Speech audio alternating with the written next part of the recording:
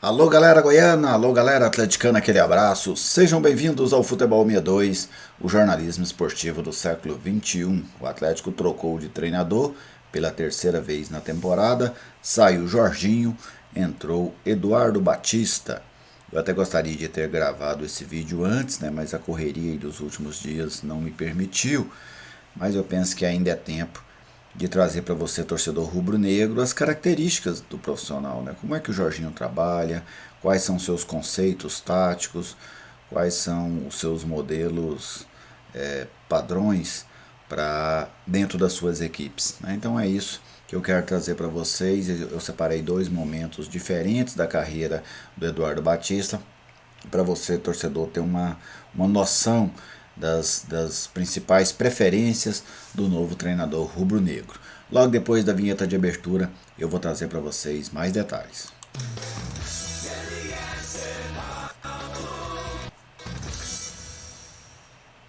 Eu estou aqui no Futebol 62 e com muita alegria recebo a sua visita. Seja bem-vindo ao canal. É uma satisfação contar com a sua audiência. Se você ainda não é inscrito, eu te convido a se inscrever.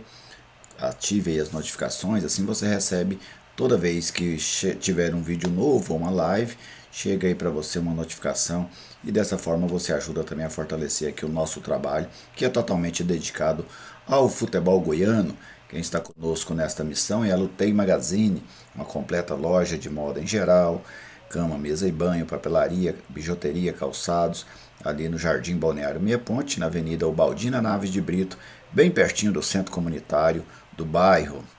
Você fala lá com a Janete, você fala com a Wanda, e elas vão te tratar muito bem e vão te oferecer excelentes produtos por ótimas condições de pagamento. No Instagram, lá você pode conferir o perfil, as novidades, os manequins, tudo que aparece de novidade por lá. A Lutei publica no Instagram, o perfil é o @Lutei Magazine. No WhatsApp 99402 7562. Em breve, a loja virtual da Lutei Magazine, que é uma grande parceira aqui do Futebol 62. Bom, Eduardo Batista foi anunciado, né, na segunda-feira. O Jorginho, aliás, no domingo, né? Eduardo Batista foi anunciado no domingo. O Jorginho caiu na noite de sábado. E eu quero falar para vocês um pouco sobre o Eduardo Batista, um profissional já conhecido, né, do futebol brasileiro, filho do também técnico Nelsinho Batista. Falar um pouquinho do currículo do Eduardo, depois a gente entra no perfil mais conceitual, vamos dizer, sobre as ideias do treinador. O Eduardo sempre era, no início da carreira, auxiliar do pai, né? Foi auxiliar do pai, foi preparador físico, né? Na verdade, ele até começa mais como preparador físico. E depois ele assume o esporte. E ele começou de uma maneira muito boa, né? Avassaladora. Ele teve duas temporadas no esporte ali em 2014 e 15, muito boas, de um trabalho muito consistente, onde ele ganhou projeção e já carregava um sobrenome interessante, né, o que acabou abrindo portas para ele, e ele foi para o Fluminense. No Fluminense a passagem foi rápida, 24 jogos, né, final de 2015, início de 2016, mas acabou não consolidando no Fluminense. Fez outro bom trabalho, isso em 2016 na Ponte Preta. Foi de lá que ele foi para o Palmeiras. No Palmeiras também fez um trabalho rápido, vamos dizer assim, de apenas 21 jogos no Palmeiras, até depois chegar ao Atlético Paranaense em 2017. Este aí é o período de auge, vamos dizer assim, da carreira do Eduardo Batista, porque a partir daí ele começa a ir caindo, né, dentro do mercado do futebol brasileiro.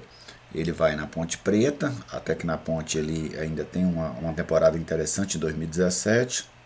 Em 2018 acaba deixando a Ponte, mas aí a partir daí ele foi no Curitiba sem sucesso, foi no Sport Recife sem sucesso, então veio no Vila Nova também sem sucesso, né? Participou da campanha do rebaixamento do Vila em 2019, foi no CSA também sem muito sucesso, e aí vem uma nova etapa na carreira do Eduardo Batista, que ele, quando ele chega ao Mirassol em 2020, um time bem estruturado, conseguiu campanhas interessantes, inclusive ganhou a série D, né, em cima da Aparecidense em 2021, e teve duas saídas nesse período do Mirassol. No ano passado, depois de conseguir o acesso, ele vai para o Remo, tentar salvar o Remo do rebaixamento, não conseguiu. O Remo acabou caindo para a Série C do Campeonato Brasileiro. Voltou ao Mirassol nesse ano. Ele foi emprestado, né, pelo Mirassol ao Remo e fez um paulista interessante, né, chegando nas fases finais do Campeonato Paulista. E trocou o Mirassol pelo Juventude. Juventude na Série A do Campeonato Brasileiro, mas não foi bem no Juventude. Teve lá 17 jogos, mas pela Série A foram 13. 13 jogos, apenas 2 vitórias. Inclusive foi após um jogo contra o Atlético aqui no estádio Antônio Ascioli, que o Juventude perdeu por 3-1, que o técnico Eduardo Batista deixou a equipe gaúcha. Então isso aí é um currículo, vamos dizer, rápido, né, do treinador. E agora eu quero falar de 2 momentos dele na história em quesitos táticos. No Palmeiras, em 2017, e no Juventude nesse ano, que é o trabalho mais recente do treinador. Então, vamos começar aqui falando pelo Palmeiras, né? Como jogava o Palmeiras, ou quais eram as principais características do Palmeiras, do técnico Eduardo Souza. Primeiro, o Palmeiras era um time que jogava muito com a posse de bola. Era um time que fazia questão de manter a posse de bola, até porque já tinha um elenco interessante, né? O Palmeiras estava começando a construir esse Palmeiras pomposo, né, de agora. Então era um time que já tinha algumas estrelas. Naquela equipe ali você tinha já o Dudu, você tinha o Roger Guedes, que hoje está lá no Palmeiras, tinha o William, Bigode, você tinha o Tietê iniciando a carreira, mas muito competitivo, né, naquele início. Você tinha o Veiga, Rafael Veiga, você tinha o Felipe Melo, que estava naquele time. Então já era uma equipe bastante interessante, aquela do Palmeiras. Então era um time que jogava muito com a bola no chão, tentando encurralar o adversário, né, jogando quase sempre os adversários esperando o Palmeiras dentro do seu campo. Um time que buscava muitas triangulações e tinha uma movimentação muito grande no ataque. E muitas vezes o Eduardo não usava um centroavante de referência, o William era que fazia esse papel, né, de um falso 9 ali. Então era um time que tinha uma mobilidade grande. O Roger Guedes, Dudu, com o William, com o Rafael Veiga, jogadores que trocavam muito de posição. A todo momento ele centralizava os homens de lado, centralizando os homens de lado, dando os corredores para os laterais. Então era essa equipe que, vamos dizer assim, tentava quebrar as linhas dos adversários, mas com a bola no chão, né, com um jogo de qualidade. Quando não dava, o que fazia? Voltava lá na defesa e começava de novo. Não deu, voltava na defesa e começava de novo. Mas era um time que tinha muita posse de bola e uma equipe que buscava muito essa agressão à linha adversária. O modelo de jogo daquele time, a gente pode chamar de um 4-3-3, talvez um 4-2-3-1 com a bola, né? Você tinha aqui o William de falso 9, você tinha o Dudu, você tinha o Roger Guedes, você tinha o Rafael Veiga. Os volantes, você tinha o Felipe Melo e você tinha o Tietê naquela equipe. Então era um Palmeiras que dava muita liberdade para os seus laterais, o Felipe ajudava esse trio aqui na saída de bola, e um Palmeiras que atuava demais daqui para frente, né? E essa mobilidade aqui que eu falava muito, ó, esses meias entrando, dando corredor para os laterais, para ser uma equipe forte ali, especialmente no setor ofensivo. Esse é o Eduardo Batista, né? Os principais conceitos do Eduardo Batista em termos ofensivos. Defensivamente, como é que aquela equipe marcava? Em várias ocasiões ela marcava num 4-1-4-1. Então, talvez a gente veja novamente no Atlético esse modelo de marcação. O Jorginho chegou a adotar esse modelo agora em alguns jogos. O Barroca também gostava muito desse modelo de marcação. Até o Eduardo Souza também chegou a usar. Então aqui um 4-1-4-1.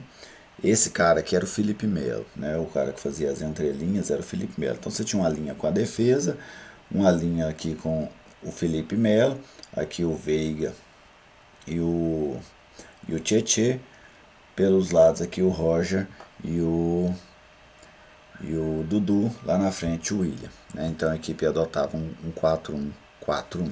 Então essas aí eram as principais características deste time do Palmeiras, um time que acelerava muito o jogo próximo da área, né? E tentava trabalhar a bola, mas quando chegava próximo da área, acelerava muito o jogo. Agora vamos para uma versão mais recente do Eduardo Batista, ou pelo menos para um trabalho mais recente, que foi o trabalho no Juventude. Aí o time dele já tinha uma característica bem diferente desta do Palmeiras.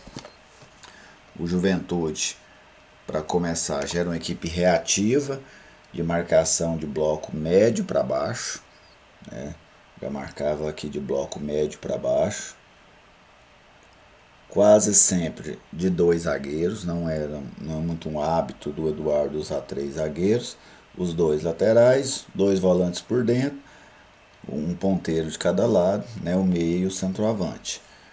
Não é muito diferente do que o Atlético vem jogando, né? O Eduardo, ele tem um desenho tático parecido com o dos últimos treinadores do Atlético, do Marcelo Cabo, do Jorginho, do Humberto Loser. Imagino que ele vai jogar no 4-2-3-1 também. Então o Juventude dele jogava no 4-2-3-1 para atacar e defendia no 4-4-2. E como é que essa equipe atacava, né? Quais eram as principais características para esse time atacar? Ele gostava muito de usar esse tipo de jogada aqui. Quer ver? Vou até pegar um pincel aqui para desenhar melhor para vocês.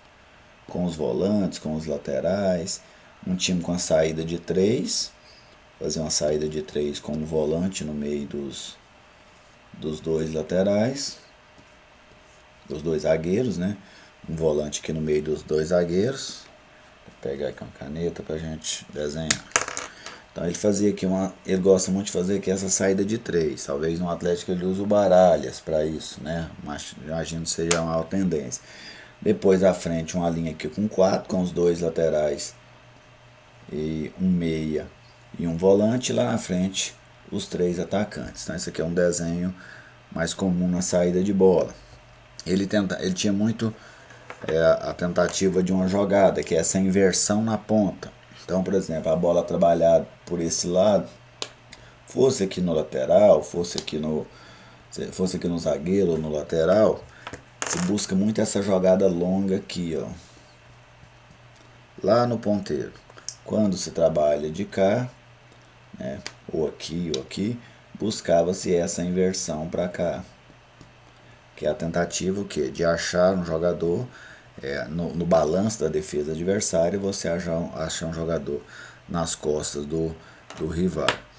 E o time dele, como eu citei, é um time que marca no 4-4-2. Os 2 zagueiros por dentro, os 2 laterais por fora na primeira linha. Aqui na segunda linha os 2 volantes, os 2 ponteiros pelos lados e lá na frente o centroavante e o meia, normalmente em linhas bem baixas, né? Essa aí eram as características do time do técnico Eduardo Batista no Juventude.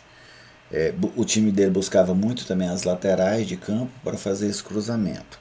Quando ele tinha o Isidro Pita no time titular, o centroavante, muitas das vezes ele trabalhava essa bola longa no Isidro também. Trabalhando a bola longa nele, para ele tentar fazer o domínio, fazer o giro. Com o Ricardo Bueno, isso era menos comum. Mas essas eram as principais características, né, do time do técnico Eduardo Batista no Juventude.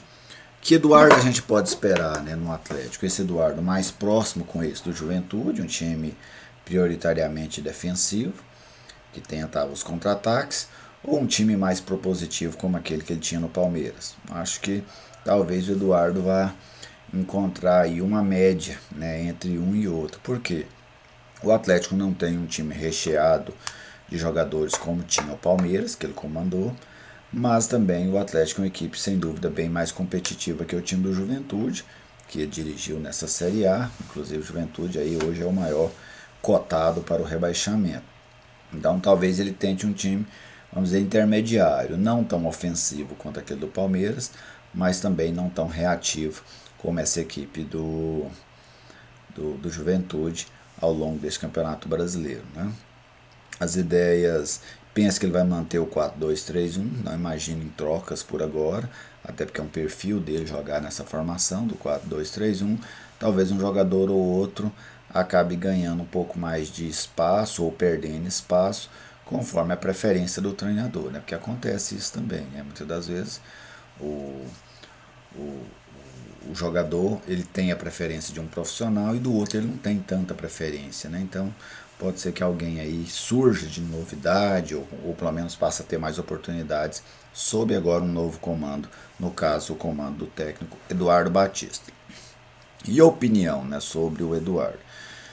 Eu penso, e você pode deixar aí nas mensagens, nos comentários, se concorda, se discorda, mas eu penso que o Eduardo ficou aquém do que a torcida do Atlético esperava.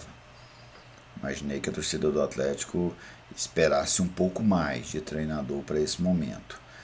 Mas também isso já é uma rotina dentro do Atlético. Normalmente os treinadores que o Atlético contrata são nomes que num primeiro momento, ao chegar ao clube, eles normalmente não agradam tanto o torcedor. E alguns depois conseguem fazer até bons trabalhos, outros não, mas vários deles já fizeram bons trabalhos, mesmo chegando sob desconfiança no clube. O Eduardo é um treinador experiente, né, acostumado, dirigiu grandes clubes do futebol brasileiro e vai ter aí no Atlético uma oportunidade de voltar a ser um treinador de Série A. Ele passou pelo Juventude, mas foi uma passagem que muito mais, como que eu vou dizer, ela dificultou, ela foi muito mais negativa para o Eduardo do que positiva, né? Por conta da campanha muito ruim e ele ter sido demitido de lá depois de poucas partidas. Então o Eduardo tem essa chance de se reencontrar na carreira, né? Eu acho que essa é a missão. E é algo interessante, porque você tem uma luta muito ferrenha na Série B, que é o padrão. Normalmente o treinador encontra isso. Chega a um time, ele tá mal no campeonato, ele vai tentar recuperar. Mas ele tem o Atlético e pode comandar o Atlético em outra competição, que é a Copa Sul-Americana. E aí, neste caso, com chance inclusive de chegar ao título, né? O Atlético está a 3 jogos do título da Copa Sul-Americana. Então pode ser um aspecto, e penso que é um aspecto bem positivo para o treinador. Não chegar apenas com aquela missão de livrar o clube do rebaixamento, mas também ter a oportunidade de, quem sabe, conquistar um título, e um título importantíssimo, que seria o maior da história do Atlético e também da história do futebol goiano até esse momento. Então, não foi um nome que me encheu os olhos. Eu acho que é um profissional que passou por um momento de decadência nesses últimos anos, mas que o Mirassol foi um exemplo de. Como é que eu vou citar? De que o Eduardo ainda tem boa capacidade, de que o Eduardo não desaprendeu, né? Porque ele fez alguns trabalhos interessantes no início da carreira, mas desde ali de 2018, 2019 ele começa um declínio, chegou inclusive à Série D do Campeonato Brasileiro, mas é um profissional já experimentado, já acostumado, e eu penso que uma hora ou outra ele vai acabar acertando um bom trabalho novamente. E que isso aconteça aqui no Atlético, na equipe que ele vai passar a dirigir a partir de agora. Então, basicamente era isso que eu queria trazer para vocês sobre a chegada do técnico Eduardo Batista.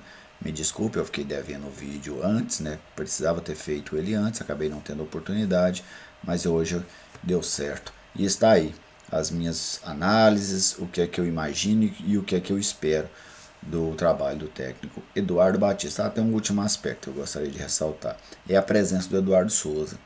O Eduardo Souza é uma boa, porque eu imagino que ele vai quebrar muito aquela questão de o treinador tem que conhecer o elenco, o treinador tem que se ambientar.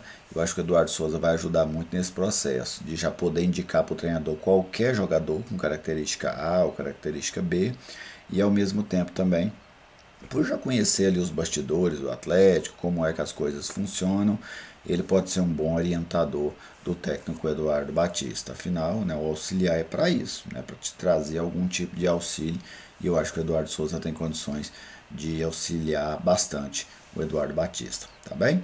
Muito obrigado a todos vocês pela audiência, se inscreva no canal, hein, não vai esquecer. Um grande abraço e até a próxima.